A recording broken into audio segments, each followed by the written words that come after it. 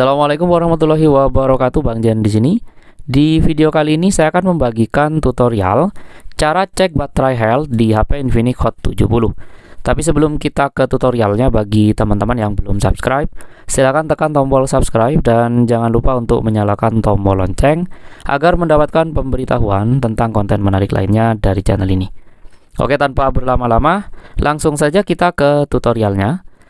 Untuk cek baterai health HP Infinix Hot 70, caranya kita bisa masuk ke pengaturan seperti ini. Setelah kita berada di pengaturan, kita scroll saja ya teman-teman. Kita cari pilihan penghematan baterai dan daya.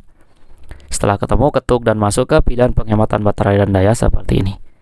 Selanjutnya di penghematan baterai dan daya ini, kita ketuk pilihan kesehatan baterai dan pengisian daya. Yang ini teman-teman ketuk.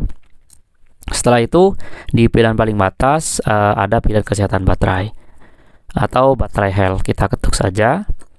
Nah, saat ini di HP Infinix Hot 70 saya baterai health-nya masih 100% teman-teman, jadi kapasitasnya masih maksimum.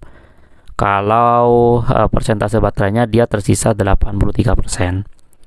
Untuk baterai health-nya masih sehat seperti ini.